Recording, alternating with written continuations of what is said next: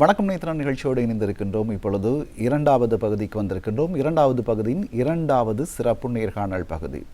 நாங்கள் இன்றைய நிகழ்ச்சியின் ஆரம்பத்திலேயே சொல்லியிருந்தோம், இது நத்தார் மாதம். நத்தார் பிறப்பு இயேசு பிறப்பை ஆவலுடன் எதிர்பார்த்து காத்திருக்கும் ஒரு மாதமாக இருக்கின்றது. டிசம்பர் மாதம். இன்னும் 5 நாட்கள் நத்தார் பிறப்பை நாங்கள் கொண்டாட காத்திருக்கின்றோம். அதற்கான எதிர்பார்ப்புகள் நாளுக்கு நாள் அதிகரித்த வண்ணம் இருக்கின்றன. நாளாவிய ரீதியில் அதற்கான வரவேற்பு, இயேசு பிறப்புவின் வரவேற்பை ஆவலுடன் எதிர்பார்ப்பவர்களாக நாங்கள் இருக்கின்றோம். அந்த வகையில் இன்றைய தினமும் அது சார்ந்த ஒரு விடயம் தொடர்பில் நாங்கள் பேசப் போகின்றோம். கிறிஸ்து பிறப்பு, நத்தார் பிறப்பு தொடர்பிலான பல விடயங்களை நாங்கள் பேசப் போகின்றோம். அதற்காக கலையம் வந்திருக்கின்றார் ஆங்கிலிக்கன் திருச்சபை கொழும்பு 5 அமைந்துள்ள நல்ல மெய்ப்பான ஆலயத்தின் உதவி குருவும் கொழும்பு மறைமாவட்ட சமூக பொறுப்புகள் மன்ற திட்ட முகாமையாளருமான அருட்பணி எஸ் பாலசுந்தரம் அவர்கள் கலையகம் வந்திருக்கின்றார். வணக்கம் மாஸ்டர். வணக்கம் ராஜா. கிறிஸ்து பிறப்பு தொடர்பிலான பல்வேறு எதிர்பார்ப்புகளும் இடையே இருக்கின்றன. பல்வேறு ஆயத்தங்களும் அதற்கான எதிர்பார்ப்புகளும் இருக்கின்றன. இந்த நிலையில் கிறிஸ்து பிறப்பு பற்றிய வரலாறை நீங்கள் சுருக்கமாக சொல்லுங்கள். ஆம் ராஜா, நானும் நேத்ரா டிவி நேயர்கள் அனைவருக்கும் முன்கூட்டிய கிறிஸ்து பிறப்பின் வாழ்த்துக்களை தெரிவித்துக் கொண்டு, இந்த வரலாற்றின் பின்னணியை பல்வேறு கோணங்களில் பார்க்கலாம். ஆனால் ஒரு கோணத்தை மாத்திரம் நான் இன்று எங்களுடைய நேயர்களுக்காக சொல்ல விரும்புகிறேன்.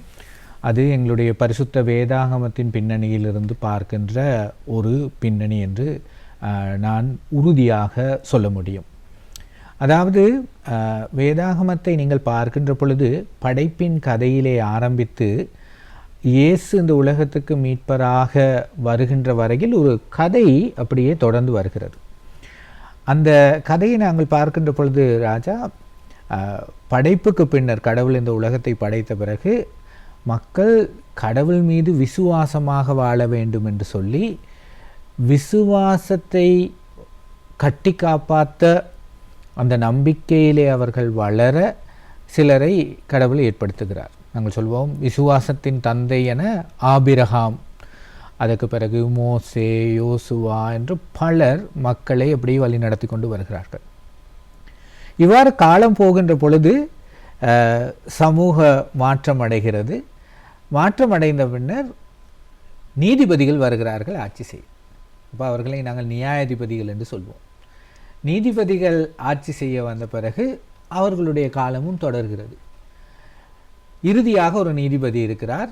அவர் நாங்கள் சாமுவேல் என்று சொல்வோம். அவர் நீதிபதி, ஒரு தீர்க்கதரிசி. அவரிடம் மக்கள் போய் சொல்கிறார்கள், மற்ற சின்ன சின்ன இடங்கள்லாம் பாருங்கள், அரசர்கள் ஆளுகிறார்கள், எங்களுக்கு ஒரு ராஜா வேணும். அதுக்கு பிறகு என்ன நடக்கிறதுன்னு சொன்னால் அரசர்கள் ஆளத் தொடங்குகிறார்கள். அரசர்கள் ஆளுகிற காலகட்டத்திலே தான் அங்கே ஒடுக்குமுறையும் மக்களுக்கு சொல்லொன்னா துயரங்களும் வருகின்ற பொழுது ஒரு சிறப்பான விடயம் நடக்கிறது. தீர்க்கதரிசிகள் வந்து சொல்லுகிறார்கள், அரசர்களுக்கு கடவுள் எச்சரிக்கிறார், நீங்கள் செய்கிற காரியம் பிழை, நீங்கள் தவறாக நடந்து கொள்கிறீர்கள், உங்களை மாற்றிக்கொள்ளுங்கள். இவ்வாறு பலவிதமான கருத்துக்கள் வருகிறது. அந்த தீர்க்கதரிசிகளுடைய புத்தகங்களிலே நீங்கள் பார்த்தீர்கள் என்றால், குறிப்பாக ஏசாயா தீர்க்கதரிசியின் புத்தகத்திலே சொல்லுகிறார், ஒரு பெண் கருவுற்று ஒருவரை பெற்றுக்கொள்வார், அவர்தான் இந்த உலகத்தின் மீட்பர். அப்போ இந்த கதை அப்படியே எங்கே வந்து முடியுதுன்னு சொன்னால், கடவுள் மனிதனாக பிறக்கின்ற கதை தான் கிறிஸ்து பிறப்பின் கதை, கிறிஸ்மஸ் கதை. அப்போ யோவான் நற்செய்தி நூலில் 1 அதிகாரம் 14 வசனத்திலே நாங்கள் பார்க்குறோம், அந்த கடவுள் மனு உருவாகி நம்மிடையே குடிகொண்டார். இதுதான் ஒரு விதமான வரலாறு. நான் நினைக்கிறேன் நிறைய பேர் பைபிள் அப்படியே புரட்டி பார்க்கலாம்.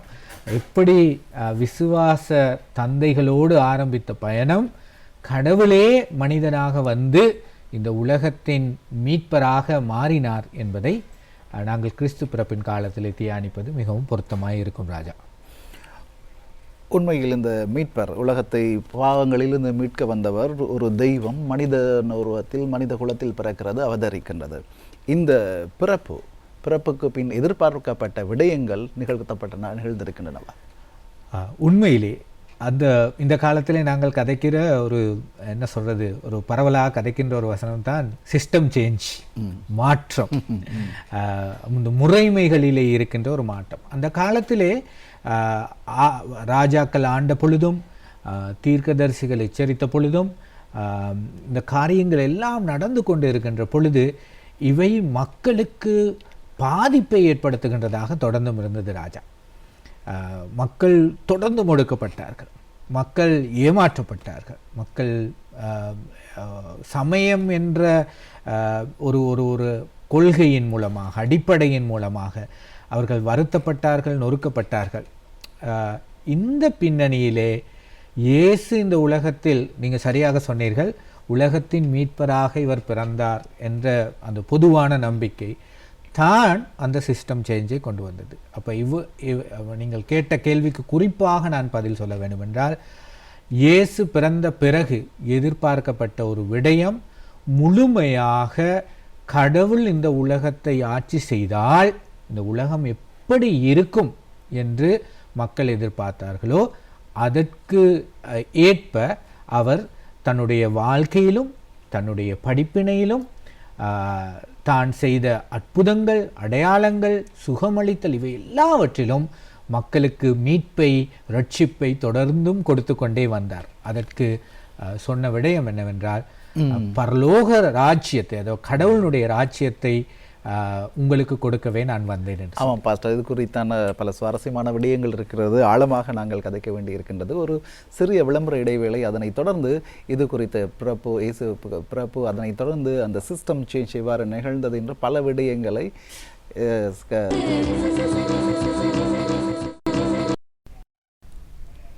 வணக்கம் நேத்ரா நிகழ்ச்சியின் சிறப்பு நேர்காணல் பகுதியுடன் இணைந்திருக்கின்றோம். விளம்பர இடைவேளை தொடர்ந்து இந்த சிறப்பு நேர்காணல் தொடர்கிறது. எங்கிலிக்கன் திருச்சபையின் கொழும்பு 5 அமைந்துள்ள நல்ல மெய்ப்பெண் ஆலயத்தின் உதவி குருவும் கொழும்பு மறைமாவட்ட சமூக பொறுப்புகள் என்ற திட்ட முகாமையாளருமான அருட்பணி எஸ் பாலசுந்தரம் அவர்கள் கலையகம் வந்திருக்கின்றார். இயேசு பிறப்பு தொடர்பில் பல்வேறு விடயங்களை நாங்கள் பேசிக் கொண்டிருக்கின்றோம். அதில் நாங்கள் மீட்பர் கடவுளின் குழந்தை மனிதன் ரூபத்தில் பிறக்கிறார், அதன் பிறகு உலகத்தில் இடம்பெற்ற மாற்றங்கள் தொடர்பில் பேசிக் கொண்டிருக்கின்றோம். நீங்கள் சொன்னது போல ஆரம்ப காலகட்டத்தில் இந்த மனிதர்கள் மேய்ப்பாரன்றி ஒரு ஆடு மந்தைகளை போன்று இருந்தார்கள். அவர்களுக்கு சரியான வழிநடத்தல் ஒன்று தேவைப்பட்டது. இப்பொழுது மேய்ப்பர் வருகிறார். அதே போல பாவத்தில் இவர்கள் உழன்று கொண்டிருந்தார்கள், செய்வதறியாது துன்பத்தில் இருக்கிறார்கள். அந்த பாவத்திலிருந்து மீட்பதற்காக மீட்பர் வருகிறார். இதனைத் தொடர்ந்து உலகத்தில் ஏற்பட்ட மாற்றங்கள், எவ்வகையான மாற்றங்கள் ஏற்பட்டது என்பது தொடர்பில் தொடர்ந்து பேசலாம். சிறப்பு ராஜா, மிகவும் அருமையாக நாங்கள் கிறிஸ்து பிறப்பின் செய்தியை குறித்து கதைத்து கொண்டிருக்கிறோம். இந்த இடத்துல நான் இயேசு தாமே சொன்ன ஒரு காரியத்தை ஆதாரமாக கொண்டு நான் விளக்கலாம் இருக்கிறேன். யோவான் எழுதின நற்செய்தி நூல் 14ஆம் அதிகாரம் 6ஆம் வசனத்திலே அவர் சொல்கிறார், நானே வழியும் சத்தியமும் ஜீவனுமாய் இருக்கிறேன் என்று சொல்லி. அப்போ ராஜா ஒரு கேள்வி கேட்கலாம், அவர் சொல்கிறாரா இருந்தால் நானே வழி, நான் தான் உண்மை, நான் தான் வாழ்வு அல்லது நான் தான் ஜீவன் என்று சொல்லி எப்படி அதனை நாங்கள் விளங்கி கொள்வது என்று சொல்லி. அவருடைய வழியை பார்ப்பதற்கு ஒரு வேதாகமம் முழுவதும் நாங்கள் வாசிக்கின்ற பொழுது நாங்கள் பார்க்கிறோம், நீங்கள் சரியாக சொன்னீர்கள், அடிக்கடி நீங்கள் அந்த விடயத்தை சொல்லீர்கள், மக்களுடைய பாதிப்புக்குட்பட்ட நிலையை தேடி செல்கின்ற ஒரு மனிதராக இருக்கிறார். அந்த இப்பொழுது இருக்கிற அந்த இஸ்ரவேல் பலஸ்தீன பின்னணி தான் அந்த காலத்திலும் இருந்தது. அந்த காலத்திலே ஒதுக்கி வைக்கப்பட்டிருந்த ஒரு ஒரு ஒரு குழுவினர், ஒரு சமூக கூட்டம் தான் சமாரியர்கள் என்று சொல்வார்கள். அப்போ இயேசு பிறந்தது யூத பின்னணியில், யூதர்கள் சமாரியரை ஒதுக்கி வைத்திருக்கிறார்கள். அப்போ அந்த காலத்திலிருந்து இந்த காலம் வரை எருசலேம் ஆலயம், திருச்சபை என்பது ஒரு வரலாற்று சிறப்புமிக்க ஒரு இடம். இப்போ வருடம் இந்த எருசலேம் ஆலயத்துக்கு மக்கள் போக வேண்டும். ஆனால் என்ன செய்வார்கள் என்றால், யூதர்கள் சமாரியாக வழியாக, அந்த கிராமத்தின் வழியாக போக மாட்டார்கள்.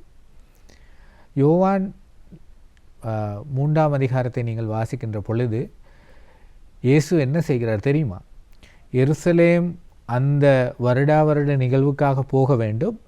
இவர் வேண்டுமென்றே அந்த பாதையில் போகிறார். அது மட்டுமல்ல, இந்த பாதையிலே தற்செயலாக யாரும் போனாலும் அங்கே தண்ணி குடிக்க மாட்டார்கள், சாப்பிட மாட்டார்கள்.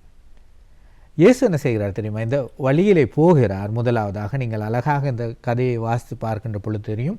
யோவான் 3ஆம் அதிகாரத்தில் இருக்கிறது. அங்கே ஒரு கிணறு இருக்கிறது. அது ஒரு பழமை வாய்ந்த ஒருவருடைய பெயர் கொண்ட ஒரு கிணறு. கிறிஸ்தவர்களுக்கு தெரியும், அது யாக்கோபின் கிணறுன்னு சொல்வார். அந்த கிணற்றிலே தண்ணீர் குடிக்க முற்படுகிறார். இன்னும் ஒரு சிறப்பு இருக்கிறது. அந்த கிணற்றிலே அந்த நேரம், நண்பகல் நேரம், தண்ணீர் அள்ளுவதற்காக ஒரு பெண் வருகிறார். அந்த பெண் சமாரிய பெண். அப்போ யோசிச்சு பாருங்கள், ஒரு யூத ஆண் இயேசுக்கு அந்த நேரத்திலே நாங்கள் பைபிள் வாசிக்கின்ற பொழுது அவர் 30 வயது நிரம்பிய ஒரு மனிதர். அப்போ இளம் ஆண் யூதன் ஒதுக்கி வைக்கப்பட்ட சமூகத்தில் யாரோடும் பேசவும் மாட்டார். இவர் அந்த ரோட்டில் போகிறாரு. ரெண்டாவதாக தண்ணி குடிக்க முற்படுறாரு. மூன்றாவதாக ஒரு யூத ஆண் ஒரு பெண்ணோட பேச முனைகிறார். அது மட்டும் இல்லை, இந்த பெண்ணோட பேசிக்கிட்டு இருந்த நேரத்தில் என்ன நடக்குதுன்னு சொன்னால், அந்த பெண் அடையாளம் காண்கிறார். நாங்கள் எதிர்பார்த்த இரட்சகர் சொல்கிறார், நீர்தான் அந்த மெஸ்ஸியா நீர்தான். மெஸ்ஸாயாண்டா ரட்சிக்க வருபவர் என்ற அர்த்தம். மெஸ்ஸாயா நீர்தான் என்று அந்த கிராமத்துக்கு ஓடோடி போய் சொல்லுகிறார். தொடர்ந்து நாங்கள் வாசிக்கிறோம், அந்த கிராமத்தில் போய் அவர் தங்கி இருந்தார்னு சொல்லி கிட்டத்தட்ட 3 நாட்கள் உணவு உண்கிறார், தண்ணீர் குடிக்கிறார். இது எல்லாமே நடந்திருக்கக்கூடிய வாய்ப்புகள் இருக்குது. ஆகவே இறுதியாக அந்த விஷயத்தை சொல்லி முடிக்கிறேன். அந்த வழி சம்பந்தமான விஷயம், இயேசு அந்த வழியில் போனது மாத்திரமல்ல, இந்த பெண் ஏன் நண்பகலில் தனியாக வராங்க? பெண்கள்லாம் தண்ணி எடுக்கிற போகிற நேரம் கூட்டமாக தானே போவாங்க, காலையில் தான் வருவாங்க. அந்த பெண் அந்த சமாரிய குலத்திலே ஒதுக்கி வைக்கப்பட்ட பெண்ணாக இருந்தார். நடத்த கெட்ட நிலையிலே இருந்தபடினார். இப்போ இயேசு சொல்லுகிறார், நீ இப்பொழுது இருப்பதும் உன்னுடைய உண்மையான புருஷனோடு அல்ல சொன்ன பிறகு இந்த பெண்ணுக்கு ஒரு வியப்பு வருகிறது. கடவுள் ஒருவரால் மாத்திரம்தான் என்னுடைய பின்னணியை அறிய முடியும் என்று சொல்லி இயேசுவை பார்த்து வியக்கின்ற பொழுது இயேசு சொல்லுகிறார், நான் தான் அந்த மெசியா. ராஜா அதில் விளங்குகிறது, ஒடுக்கப்பட்ட சமூகத்திலேயே ஒடுக்கப்பட்ட ஒரு பெண்ணை யாரெல்லாம் போகக்கூடாது என்று நினைத்த வழியிலே சென்று அந்த கிராமத்திலே தங்கி உலகத்தின் இரட்சகர் நான் தான் என்று சொல்லி மாற்றி அமைக்கிறார். அது முதலாவது. அவர் சொன்ன ஒரு சத்தியம் இருக்குது, நானே வழியும் சத்தியமும் ஜீவனுமாய் இருக்கிறேன். யோவான் 8ஆம் அதிகாரத்தில் தான் இந்த அழகான கதை அடங்கியிருக்கிறது. அந்த காலத்திலே இயேசு பிறந்து வளர்ந்த காலத்திலே சட்ட புத்தகங்களை எல்லாம் வைத்து கொண்டிருந்தார்கள். ஏன்னா சட்ட புத்தகங்களிலிருந்து எல்லாம் தானே வந்தது இந்த வரலாறு. இப்போ விபச்சாரத்திலே ஒரு பெண்ணை பிடித்து கொண்டு வருகிறார்கள். வந்து சொல்கிறார்கள், மோசேயினுடைய சட்ட புத்தகம் இது சொல்லுகிறது.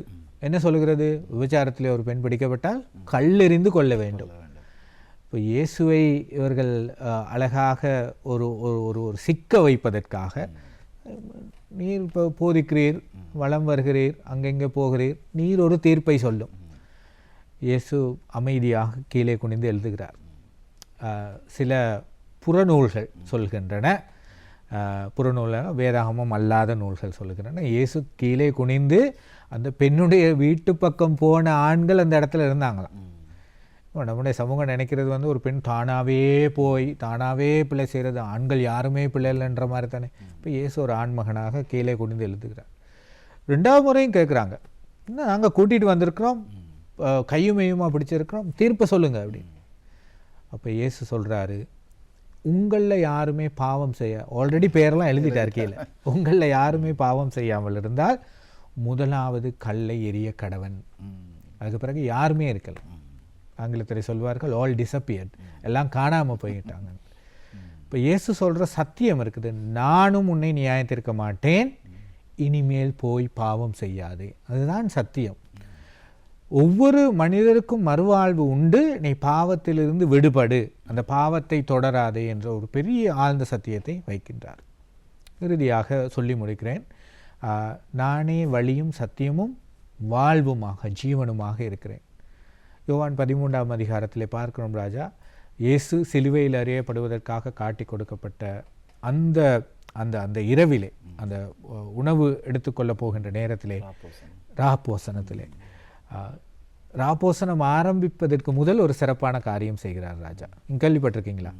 என்ன செய்கிறான்னு சொன்னால், சால்வையை எடுத்து இடுப்பிலே கட்டிக்கொண்டு சீடர்களுடைய கால்களை கழுவ போகிறார். அப்போ ஒரு சீடர் சொல்கிறார், ஐயோ நீங்கள் எங்களுடைய போதகர், எங்களுடைய கடவுள், நீங்கள் செய்யக்கூடாது. சொல்கிறாரு, போதகர் என்று சொல்கிறீர்கள், கடவுள் என்று சொல்கிறீர்கள், இதை செய்யாவிட்டால் உங்களுக்கும் எனக்கும் பங்கில்லை அப்படின்னு சொன்னால், ஐயோ முழுமையாக எங்களை கழுவுங்கள் என்று சொல்கிறார். அப்போ இயேசு சொல்கிறார், உங்கள் போதகரும் ஆண்டவருமாகிய நான் உங்களுக்கு செய்தால் நீங்களும் போய் இதே செய்யுங்கள். இப்போ காட்டிய முன்மாதிரி அந்த வாழ்வு என்னன்னு சொன்னால், நீங்கள் ஒருவர் மற்றவர்களுக்காக வாழ வேண்டும், கால் கழுவும் அளவுக்கு இறங்கி வர வேண்டும். அப்போ நம்ம கேட்ட கேள்வி, எதிர்பார்த்த மாற்றம் நடந்ததா? ஆம். அன்று 12 சீடர்களோடு ஆரம்பித்த பயணம் இன்று உலகில் பெரும்பான்மையானோர் கிறிஸ்தவர்கள். சிலர் பெயரளவில் கிறிஸ்தவர்கள், ஆனால் பெரும்பான்மையான கிறிஸ்தவர்கள். ஆகவே இந்த கொள்கை, கடவுள் எதிர்பார்த்த கடவுளுடைய ராஜ்யம் இன்னும் நிலைநாட்டப்பட வேண்டும் என்று இயேசு உறுதியாக சொல்ல முற்பட்டார். நான் பல விடயங்கள் இருக்கிறது, சுருக்கமாக இயேசு சொன்ன ஒரு காரியத்தை வைத்தே நான் இதை ராஜா கேட்ட கேள்விக்கு நான் பதிலளித்தேன். நேர்கள் கேட்டுக்கொண்டு இருக்கிறவர்கள் ஆழமாக யோசித்து பார்க்கலாம். இயேசு இந்த உலகத்தில் மீட்புக்காக செய்கின்ற சிறப்பான ஒரே ஒரு வழியை தான் அவர் காண்பிக்கிறார். நீங்கள் இருக்கின்ற பாவகரமான வழியிலிருந்து மீண்டு வாருங்கள். கடவுள் ஒருவருக்கு மாத்திரமே உங்களை புரிந்து கொள்ள முடியும். மீண்டும் தொடர்ந்தும் அந்த பாவத்தில் இல்லாமல் நீங்கள் வாழுங்கள், அப்பொழுது நீங்கள் கடவுளுக்குள்ளாக வாழ்வீர்கள். இயேசு அதனை வலியுறுத்தினார், நிலைநாட்டினார். அது உண்மையில் சுவாரஸ்யமாக இருந்தது. இந்த இயேசு கால்களை கழுவுகிறார், அந்த பாவத்தையும் அவர்கள் மனிதனின் பாவத்தையும் கழுவியவராக இருக்கின்றார். அதனையொட்டி இப்பொழுதும் கூட புனித பாப்பரசர்கள் கூட சிறையில் உள்ள சிறை கைதிகளை கூட அந்த அந்த வழிமுறைகளை பின்பற்றும் ஒரு விடயமாக காணப்படுகிறது. உண்மையில் ஒரு சிறந்த ஒரு முன்மாதிரி எடுத்துக்காட்டாக இருக்கின்றது. அதே போல் இந்த வரலாறை நாங்கள் படிக்கும்போது கிறிஸ்துக்கு முன் கிறிஸ்துக்கு பின் என்று 2 பகுதிகளாக பார்க்கிறோம், படிக்கிறோம். ஆக இந்த பிறப்பு என்பது மிக முக்கியமானது, வரலாற்றில் இடம் பிடித்திருக்கின்றது. இந்த வருடம் கிறிஸ்மஸ் செய்தியாக என்ன செய்தி இருக்கிறது?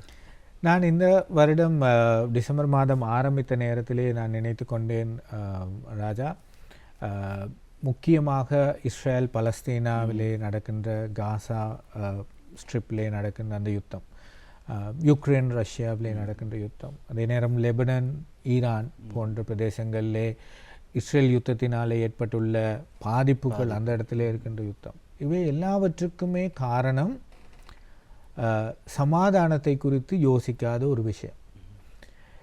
இதனை அடிப்படையாக கொண்டு டிசம்பர் மாதம் முதலிலிருந்தே நான் யோசிக்க தொடங்கிவிட்டேன். என்னென்னெல்லாம் எனக்கு கிடைக்கிற, என்னுடைய ஆலயத்தில் சரி, கிடைக்கின்ற இடங்கள் சரி, இவ்வாறான நேர்காணல் மூலமாக சரி, சமாதானத்தை வலியுறுத்த வேண்டும்.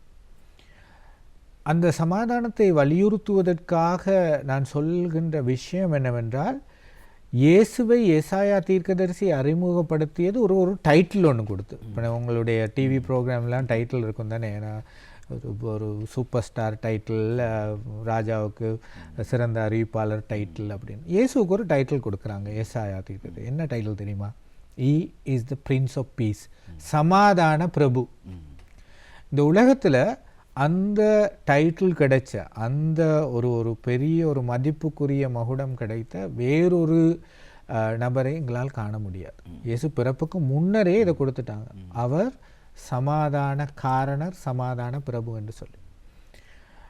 வேதாகமத்தில் எபேசியர் இன்னொரு புத்தகம் இருக்குது, அதில் 2ஆம் அதிகாரத்தில் நீங்கள் பார்த்தீங்கன்னு சொன்னால் அதில் சொல்லுவாங்க, பிரிவினை ஏற்படுத்துகின்ற, இன்னொரு வகையில் நாங்கள் அதை பார்த்தோம்னா சமாதானம் இல்லாத நிலையை ஏற்படுத்துகின்ற நடுச்சுவரை தகர்த்தெறியதான் இயேசு இந்த உலகத்துக்கு வந்தார். அப்போ ராஜா, உங்களுக்கு விளங்கி கொள்ள முடியும், இன்று யுத்தம் ஒரு அடிக்ஷன் மக்களுக்கு. சாதி ஒரு அடிக்ஷன், சமயம் ஒரு அடிக்ஷன். அடிக்ஷன் என்ன, அதில் உள்வாங்கி ஊறி போய் அதன் மூலமாக பிரித்து பிரித்து பார்ப்பார்கள். மொழியை, என எங்களுடைய ஸ்கின் கலர், எங்களுடைய தோல் நிறம், பல நாடுகளுக்கு நான் போயிருக்கிறேன், ஏதாவது ஒரு பிரிவினைக்கான காரணத்தை கண்டுபிடிப்பார்கள். ஆனால் சமாதான பிரபு இயேசு இந்த உலகத்துக்கு வந்தது இந்த பிரிவினை ஏற்படுத்துகின்ற இந்த நடுச்சுவரை தகர்த்தெறிவதற்கு. ஆகவே இன்று சமாதானத்தை குறித்து மக்கள் யோசிக்காவிட்டால், கிறிஸ்து பிறப்பின் காலத்திலே முக்கியமாக யோசிக்க வேண்டிய காரியம், ஏன் எங்களுக்கு சமாதானம் இல்லாமல் போகிறது? எங்களுக்கு வேற்றுமைகள் இருக்கின்றன, அந்த வேற்றுமையில் எங்களுக்கு ஏன் ஒற்றுமை இல்லை? பல மொழிகள் இருக்கின்றன, ஏன் அந்த பல மொழிகளில் எங்களுக்கு மனிதத்துவத்தை காண முடியவில்லை? பல வித்தியாசமான சிந்தனையாளர்கள் இருக்கிறார்கள், அந்த சிந்தனையில் நாங்கள் ஏன் ஒரு தீவிரவாதத்துக்கு போக வேண்டும்? ஏன் எக்ஸ்ட்ரீம் நிலைக்கு போக வேண்டும்? மாறாக நாங்கள் மனிதத்துவத்தை யோசிக்க வேண்டும் தானே. கிறிஸ்துவை மையப்படுத்தினால் தான் அதனை செய்யலாம். அது எப்படின்னா ராஜா, வெரி சிம்பிள், ரொம்ப இலகுவாக புரிந்து கொள்ள முடியும். இயேசு ஒரு யூதனாக பிறந்தார், யூதனாக வாழ்ந்தார், இயேசு யூதனாகவே மரித்தார், இயேசு உயிர் தெழுந்தார். அவர் அந்த எபேசியர் 2ஆம் அதிகாரத்திலே சொல்லப்படுகின்ற பிரகாரமாக அவர் ஒரு மதத்தை நிறுவவில்லை. இந்த உலகத்திலே கடவுள் மனிதனாக உலகத்திற்கு வந்து ஒரு மதத்தை நிறுவவில்லை. ஏனென்றால் மதங்கள் பிரிக்கும், உங்களையும் என்னையும் கூட பிரிக்கும். ஆகவே கடவுள் இந்த உலகத்துக்கு வந்து சொன்னது, நான் ஒரு மதத்தை நிறுவவில்லை, நான் கொள்கையை நிறுவுகிறேன், சமாதான பிரபு. ஆகவே சமாதான பிரபுவாக நான் உங்களுக்கு சொல்ல விரும்புகிறது என்ன? பிரிவினை ஏற்படுத்துகின்ற நடுச்சுவரை தகர்த்தெறியுங்கள். அந்த வேற்றுமையிலே ஒரு ஒற்றுமையை பாருங்கள். எல்லாமே ஒரே மாதிரி இருந்தால் ஒரு ஸ்டட்டிக்காக இருக்கும். ஆனால் பச்சை, மஞ்சள், சிவப்பு, பல வர்ணங்கள், மலைகள், குன்றுகள், ஆறுகள், ஓடுகள், இவற்றை பார்க்கின்ற பொழுதுதான் அழகு இருக்கும். ஆகவே இந்த வேற்றுமையில் ஒற்றுமை இல்லாவிட்டால் அங்கே பிரச்சனை வரும். ஆகவே இன்று மனித குலத்தில் இந்த வேற்றுமையில் ஒற்றுமை காண முடியாத நிலை, சமாதானத்தை நினைக்க முடியாத நிலை தான் பெரிய ஒரு பாதிப்பை ஏற்படுத்துகிறது. ஆகவே இந்த வருடத்தின் கிறிஸ்து பிறப்பு செய்தியாக நான் உலகளாவிய மக்களிடம் விரும்பி வேண்டி கேட்டுக்கொள்வது, இந்த கிறிஸ்து பிறப்பின் காலத்திலே தான் நீங்கள் யோசிக்க முடியும். அதை உலகத்தின் சமாதான பிரபுவாக கடவுள் கொள்கை அவற்றை சற்று மறந்து விடுங்களே. நீங்கள் வேறொரு மத பின்னணியில் இருப்பீங்க, அதை பற்றி நீங்கள் யோசிக்காதீங்க.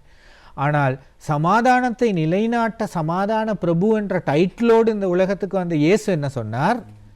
பிரிவினைகளை ஏற்படுத்துகின்றவர்களை நீங்கள் தள்ளிவிடுங்கள், நீங்கள் ஒற்றுமையாக வாழுங்கள். கடவுள் இந்த உலகத்தை கொடுத்தார், வளங்களை கொடுத்தார்,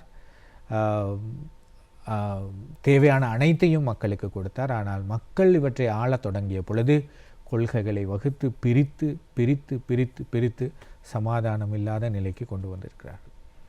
இன்று அந்த நாடுகளை நீங்கள் யோசித்து பாருங்கள். வளங்களுக்காக பிரிந்து சண்டை போடுகிறார்கள், இனத்துக்காக, யூதர்கள் என்ற இனத்துக்காக சண்டை போடுகிறார். அவர்களும் ஒரு காலத்தில் ஒடுக்கப்பட்டார்கள் தான். ஏன் ஒடுக்கப்பட்டார்கள்? இன்னொருவர் ஒடுக்கியபடியினால். வரலாற்றிலிருந்து இந்த நிலை மாறுவதற்கு கிறிஸ்து இயேசுவின் சிந்தையுடைய வழி, சிந்தனை அல்ல சிந்தை, த மைண்ட் ஆஃப் கிரைஸ்ட், சிந்தையுடைய வழி தான் உலகத்தில் சமாதானத்தை ஏற்படுத்தும். அந்த ஆவலிலே தான் இந்த கிறிஸ்து பிறப்பு மாதம் முழுவதிலும் நான் வலியுறுத்தி சொல்ல விரும்புகிற செய்தி, கிறிஸ்துவை பாருங்கள்.